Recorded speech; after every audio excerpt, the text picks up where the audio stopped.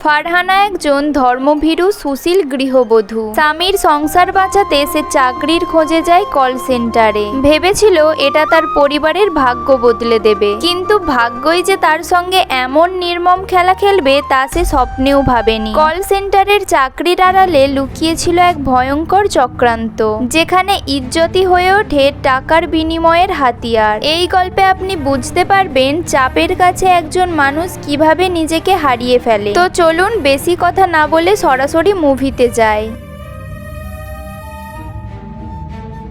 মুভির শুরুতেই আমাদের একটা মুসলিম পরিবারকে দেখানো হয়। সেখানে ফারহানা, তার স্বামী এবং তাদের 3 ছোট ছোট সন্তান আর শ্বশুর শাশুড়ি থাকতো। তাদের একটা জুতোর দোকান আছে। ফারহানার স্বামী করিম খুব সাদাসিধে একজন মানুষ। তিনি সবসময় ফারহানাকে সব কাজেই সাপোর্ট করে। তিনি তার বাবার জুতো দোকানেই কাজ করে। এক সময় এই বাজারে তাদেরই জুতো দোকান ছিল সব থেকে বেশি বিক্রি হওয়া জুতো দোকান। কিন্তু এখন তাদের দোকানের পরিস্থিতি এতটাই খারাপ, তাই করিমের বাবা খুব দুশ্চিন্তার মধ্যে পড়ে যায়। তাদের জুতোর দোকানে যেহেতু বিক্রি কমে গেছে, তাই তাদের সংসার এখন খুব টানাটানির মধ্যে দিয়েই চলছে। টাকার অভাবের জন্য করিম তার ছেলে মেয়েদের স্কুলের ফিজটাও ঠিকঠাক ভাবে দিতে পারছে না। ঘরের এইরকম পরিস্থিতি দেখে ফারহানা মনে মনে ঠিক করে তার কিছু একটা করা উচিত। ফারহানা তার শ্বশুর মশাইয়ের কাছে গিয়ে জিজ্ঞাসা করে, বাবা, আপনি যদি আমাকে অনুমতি দেন তাহলে আমি ঘরের কিছুটা খরচ কমানোর জন্য কোনো একটা চাকরি করতে চাই। কিন্তু করিমের বাবা তো পুরনো যুগের মানুষ, তাই সে কখনোই চায় না বাড়ির বউরা বাইরে গিয়ে কোনো কাজ করুক। এমনিতেই ফারহানাকে তারা বাইরে কোথাও বেরোতে দিত না, এমনকি তার কাছে তারা কোনো ফোনও দেয় না, কারণ তিনি মনে করেন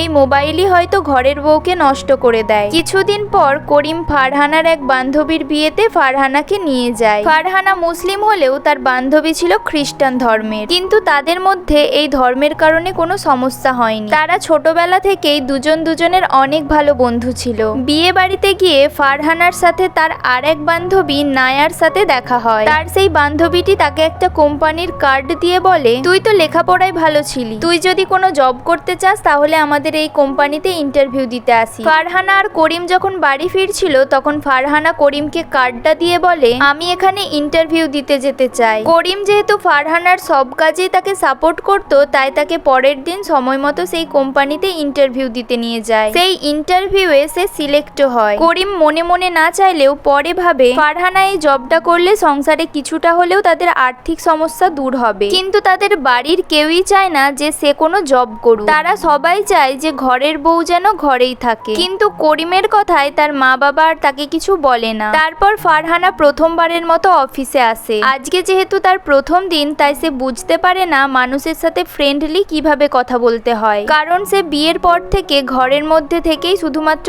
ঘরের লোকের সাথেই কথা বলতো, আর অন্য কারো সাথে কথা বলার হলেও তাকে সবার কাছ থেকে পারমিশন নিতে হতো। সে যেহেতু একজন ধর্মভীরু আর সুশীল গৃহবধূ, তাই তার কথা বলার ধরন তার প্রথম কাস্টমারের খুব পছন্দ হয়। ফারহানাকে তার কোম্পানি থেকে একটা ক্রেডিট কার্ড বিক্রি করার জন্য বলা হয়েছিল, যেটা সে প্রথমবারেই বিক্রি করে ফেলেছে। তাই অফিসের সবাই ফারহানার প্রতি অনেক খুশি হয়। ধীরে ধীরে তারপর থেকে ফারহানা কাজ করতে করতে অনেক দক্ষ হয়ে ওঠে। তার স্যালারি বেড়ে 30,000 হলে তাদের সংসারে আর্থিক অবস্থার উন্নতি হয়। তারা আগে যেগুলো কিনতে পারতো না বা তাদের ছেলে মেয়ের স্কুলের ফিস দিতে পারতো না, সেগুলি সবই এখন দিতে পারছে। ফারহানার জবটা যেহেতু অপরিচিত মানুষের সাথে কথা বলে কোনো প্রোডাক্ট সেল করা, তাই প্রতিদিন তাকে আলাদা আলাদা মানুষের সাথে কথা বলতে হয়। প্রতিদিন আলাদা আলাদা মানুষের সাথে কথা বলতে বলতে ফারহানার মধ্যে একটা আলাদা পরিবর্তন আসে। এভাবেই তার 6টা মাস কেটে যায়। একদিন ফারহানা লক্ষ্য করে সেকশন বি তে যারা কাজ করে তাদের লাইফস্টাইলটা একটু আলাদা রকম। তাদের স্যালারি ফারহানাদের থেকে অনেক বেশি। ফারহানার বান্ধবী নায়া যেহেতু সেকশন বি তে কাজ করে, তাই তার কাছে গিয়ে সে সেকশন বি এর ব্যাপারে জিজ্ঞাসা করে। নায়া তাকে বলে, তুই যেখানে কাজ করছিস ওটাই তোর জন্য ঠিক আছে, সেকশন বি এর কাজ তোর জন্য না। ফারহানা তখন ভাবে যে কি এমন কাজ যেটা আমি করতে পারবো না। তারপর একদিন ফারহানার ছোট মেয়েটি অসুস্থ হয়ে পড়ে। তাড়াহুড়ো করে হসপিটালে নিয়ে গেলে ডক্টর জানায় তাদের মেয়ের ফুসফুসে একটা বড় সমস্যা সমস্যা হয়েছে, যার জন্য এখনই অপারেশন করতে হবে। এই অপারেশনের জন্য অনেকগুলো টাকার প্রয়োজন। তাদের কাছে তো এখন টাকা নেই। অপারেশনটা যেহেতু তাদের করতেই হবে, তাই তারা তাদের আত্মীয় স্বজনদের কাছ থেকে টাকা ধার নিয়ে অপারেশন করে। তারা তাদের মেয়ের অপারেশনের জন্য 4 লক্ষ টাকার ঋণে পড়ে যায়। তাদের এখন অনেক টাকার প্রয়োজন। তাই ফারহানা নায়ার কাছে গিয়ে তাকে বলে, আমি তো এখন আমাদের অফিসের সবার থেকে ভালো কাজ করছি, তাই কোনোভাবে যদি সেকশন বি তে চান্স পাইয়ে দিস তাহলে আমার খুব উপকার হয়, কারণ বুঝতেই তো পারছিস আমার এখন অনেক টাকার প্রয়োজন।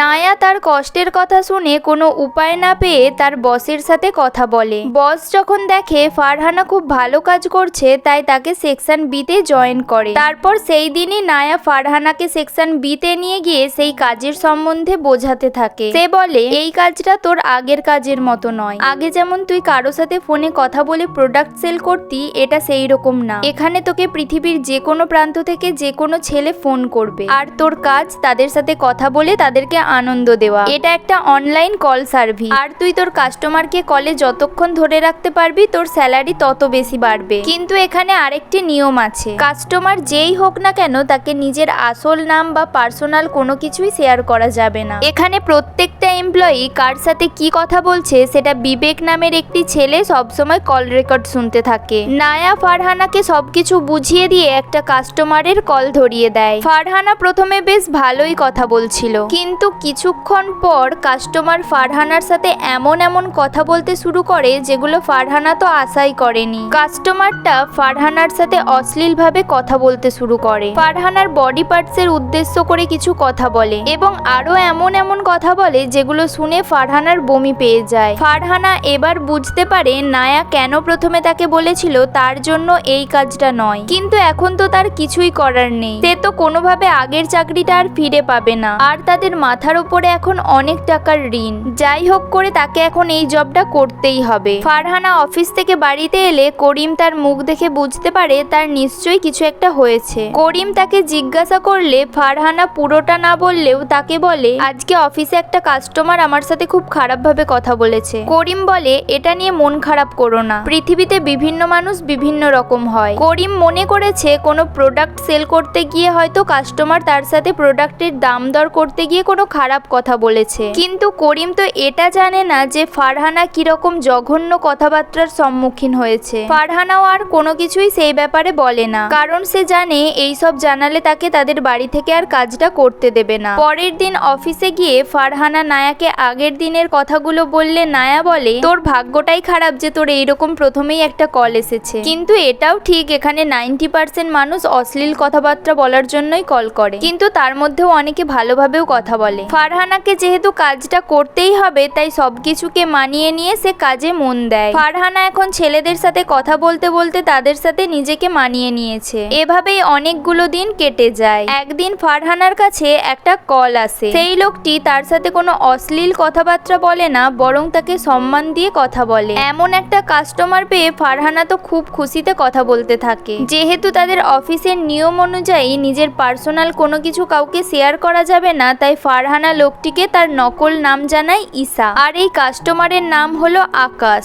আকাশ নামের এই কাস্টমারটা এরপর থেকে প্রায়ই ফারহানাকে কল করে ফারহানার সাথে কথা বলতে থাকে। ফারহানাও তার সাথে কথা বলতে বলতে তাকে এখন একজন ক্লায়েন্ট হিসাবে নয়, বরং সে নিজের বন্ধুর মতো করেই কথা বলে। আকাশ তাকে একদিন বলে, তোমাকে আমি একটা গিফট পাঠাতে চাই, তোমার অ্যাড্রেসটা আমাকে দাও। ফারহানা বলে, আমাকে কোনো গিফট দিতে হবে না, ওই গিফটের বদলে বরং তুমি একটা দরিদ্র মানুষকে একবেলা খাবার দিও, তাহলেই আমি অনেক খুশি হব। সেই দিন কথাবার্তা বলার পর যখন অফিস থেকে ফারহানা বাড়ি ফিরছিল, তখন সে একটা দরিদ্র মানুষের পাশে ঈশা নামের একটা পার্সেল দেখতে পায়। তখন সে ভাবতে থাকে সে তো আকাশকে বলেছিল তার নাম ঈশা, তাহলে কি আকাশ তার আসল পরিচয় জেনে গেছে? তাকে কি সে ফলো করছে? সে সেই লোকটিকে জিজ্ঞাসা করে, এটা আপনাকে কে দিয়েছে? তখন সেই লোকটি জানায়, একটা লোক এসে এটা আমাকে দিয়ে বলল ঈশা নামের একটি মেয়েকে এটা দিয়ে দিতে, আপনিই কি সেই মেয়ে? ফারহানা সেই গিফটটা নিয়ে বাড়িতে যায়। তারপরের দিন সে অফিসে এসে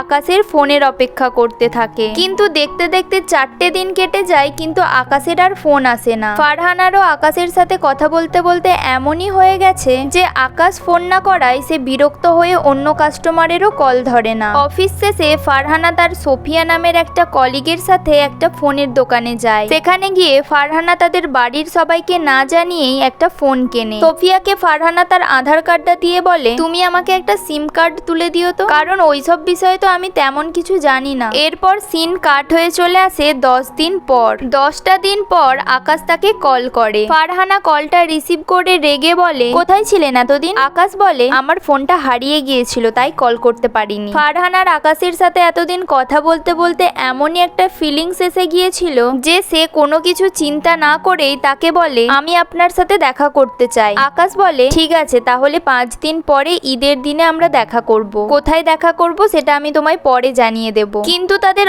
অফিসের নিয়ম ছিল কেউ কারো সাথে পার্সোনাল কিছু শেয়ার করা বা পার্সোনালি কেউ কারো সাথে দেখা করতে পারবে না। তাই তাদের অফিসে থাকা বিবেক নামের এই ছেলেটি এই কথাটা জানতে পেরে তাদের বসকে জানাতে গিয়েও ফারহানার এই ব্যাপারটা জানায় না। এতদিন ফারহানা আকাশের সাথে যা যা কথা বলতো সেগুলো তো বিবেক সবই শুনেছে। তাই এতদিনে তারও একটা কৌতূহল হয়েছে এই আকাশ নামের ছেলেটি কে আর সে কেমনই বা দেখতে। তারপর সিন কাট হয়ে চলে আসে ঈদের দিনে। ঈদের দিনে তাদের বাড়ির সবাই যখন আত্মীয়ের বাড়িতে ঘুরতে যাবে বলে বেরোয়, তখন ফারহানা তাদের বলে, আমার একটু শরীরটা খারাপ তাই আমি বাড়িতেই থাকবো, তোমরা ঘুরে এসো। তারপর তাদের বাড়ির সবাই বেরিয়ে পড়লে ফারহানাও ঘরে তালা দিয়ে বেরিয়ে পড়ে আকাশের সাথে দেখা করতে। আকাশ তাকে একটা মেট্রো স্টেশনে দেখা করতে বলেছিল। ফারহানা যখন মেট্রো স্টেশনে যাচ্ছিল তখন করিম রাস্তার একটা দোকানেই ছিল। তাই সে দেখে নেয় ফারহানা কোথাও একটা যেন যাচ্ছে। শরীর খারাপ বলে সে আত্মীয়র বাড়িতে ঘুরতে গেল না, কিন্তু সবাই চলে যাওয়ার পর সে এখন কোথায় যাচ্ছে এটা দেখার জন্য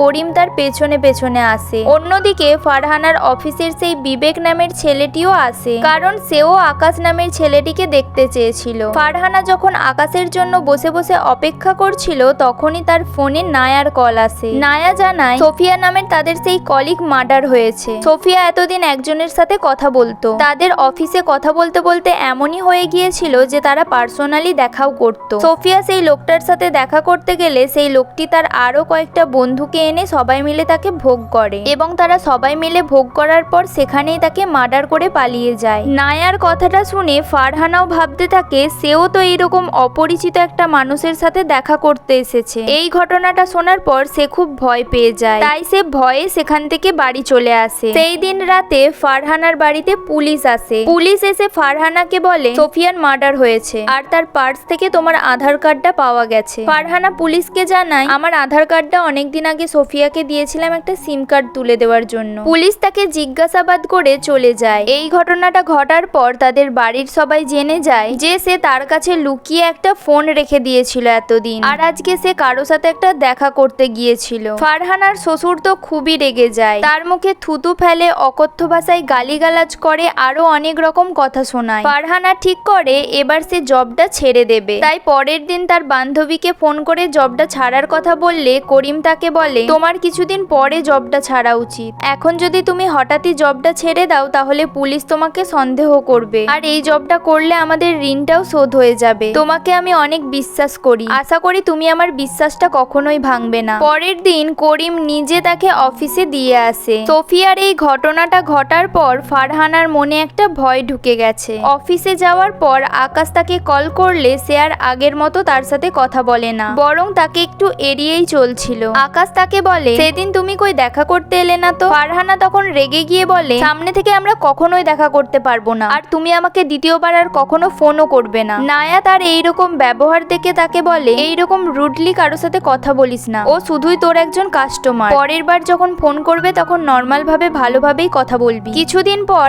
আকাশ ফারহানাকে আবারও ফোন করে। তখন ফারহানা তাকে কিছু বলতেই যাবে তার আগেই আকাশ কেমন জানি একটা করে বলে, তুই কি ভেবেছিস তুই আমাকে কিছু না বললে আমি কিছু জানতে পারবো না? আমি জানি তোর আসল নাম ফারহানা, তুই কোথায় থাকিস সেটাও আমি জানি। তুই যতদিন না নিজে থেকে আমার সাথে দেখা করতে আসবি ততদিন আমি তোকে ডিস্টার্ব করে যাব। আমার কাছে তোর সমস্ত কল রেকর্ড আছে। প্রথম দিন থেকে আজ পর্যন্ত তুই যেভাবে আমার সাথে মিষ্টি মিষ্টি করে কথা বলেছিস সমস্ত কিছু, তুই কেমন ফ্যামিলি থেকে বিলং করিস সবই আমি জানি। এখন যদি আমি সমস্ত কিছু তোদের বাড়িতে জানিয়ে দিই তাহলে সেটা কেমন হবে? আসলে আকাশ ফারহানার সাথে শারীরিক সম্পর্ক করতে চায়, সেই জন্যই তাকে দেখা করতে বলেছিল। আকাশের সমস্ত কথাগুলো শোনার পর সে প্রচন্ড ভয় পেয়ে যায়। সে যখন অফিস থেকে বাড়ি ফেরে বা কোথাও যায় তার সবসময় যেন মনে হয় তাকে কেউ একটা ফলো করছে। কিন্তু একদিন সে দেখে সত্যিই তাকে একজন ফলো করছে। যখন সে তার মুখটা দেখে নেয় তখন দেখি এটা আর কেউ নয়, তারই স্বামী করিম। এটা দেখার পর ফারহানা বাড়িতে এসে বলে, আমার ওপর যদি এতই সন্দেহ তাহলে আমাকে চাকরি করতে কেন পাঠিয়েছিলে? আমি তো বলেছিলাম আমি আর এই কাজটা করতে চাই না। তখন করিম বলে, তোমার হাবভাব দেখে আমি বুঝতে পেরেছিলাম তুমি নিশ্চয়ই কোনো সমস্যার মধ্যে আছো। তোমার যাতে কেউ কোনো ক্ষতি করতে না পারে সেই জন্যই আমি তোমাকে সবসময় চোখে চোখে রাখি। আমি কোনো সন্দেহ করে তোমাকে ফলো করছি না। করিমের এই কথাটা শুনে ফারহানার রাগটা কমে। তারপর থেকে করিম প্রতিদিন ফারহানাকে অফিসে দিয়ে আসতো এবং তার কাজ শেষ হয়ে গেলে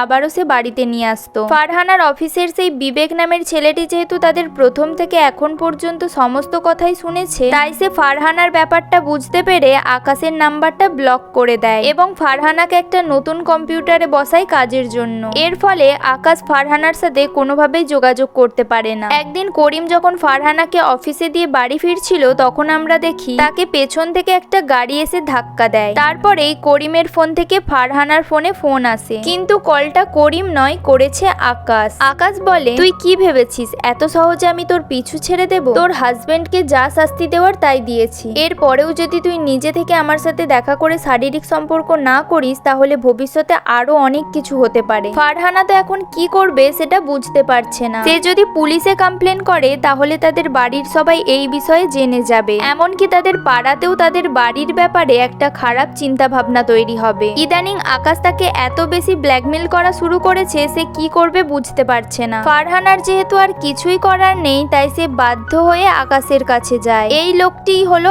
আকাশ, যে ফারহানার সাথে এতদিন কথা বলতো। ফারহানা আকাশের কাছে গিয়ে বুঝতে পারে আকাশ আসলে মানসিকভাবে অসুস্থ একজন মানুষ। ফারহানা সেখানে যাওয়া মাত্রই আকাশ তার সাথে অশ্লীল বিভিন্ন রকম কথা বলতে শুরু করে। ফারহানা তো তার কথাগুলো শুনে আরো ভয় পেতে থাকে। সেই সময়ই হঠাৎই তাদের দরজায় কেউ নক করে। আকাশ দরজাটা খুলতেই আমরা দেখি সেখানে করিম দাঁড়িয়ে আছে। করিম সেখানে এসেছে পুলিশকে নিয়ে। আকাশ ভেবেছিল ফারহানা হয়তো ভয় পেয়ে তাদের বাড়িতে কোনো কিছুই বলবে না। সে যেহেতু মানসিকভাবে অসুস্থ একজন লোক তাই এই বিষয়গুলো অত মাথা ঘামায়নি। আর ফারহানা যেহেতু ওই রকম মেয়ে নয় তাই আগের দিন রাতে বাধ্য হয়ে তার স্বামীকে সে সমস্ত কিছু খুলে বলে। করিম এতটাই সাপোর্টিং একটা হাজবেন্ড যে ফারহানাকে কোনো কিছু না বলে বরং তার পাশে দাঁড়ায়। তারপর তারা পুলিশের সাহায্য নিয়েই ফারহানা আকাশের সাথে দেখা করতে আসে। তারপর পুলিশ আকাশকে গ্রেপ্তার করে। এই ঘটনা থেকে ফারহানার জীবনে একটা অভিজ্ঞতা তৈরি হয়। আর এখানেই মুভিটি শেষ হয়ে যায়। শেষ করার আগে একটা কথা, এই গল্পটা শুধু একটা মুভি নয়, আমাদের বাস্তব জীবনের শিক্ষা। মেয়েরা বাইরে কাজ করবে, ক্যারিয়ার বানাবে, এটা খুবই ভালো, কিন্তু সেই কাজ যেন কখনো পরিবারকে ভুলিয়ে না দেয়। জীবনের প্রতিটি সিদ্ধান্ত ভেবে নিতে হবে, কারণ একটা ভুল পদক্ষেপ পুরো জীবন পাল্টে দিতে পারে। আপনাদের এই বিষয়ে কি মতামত কমেন্টে জানাতে ভুলবেন না। আর আমার চ্যানেলে নতুন হলে লাইক, শেয়ার আর চ্যানেলটা সাবস্ক্রাইব করতে ভুলবেন না।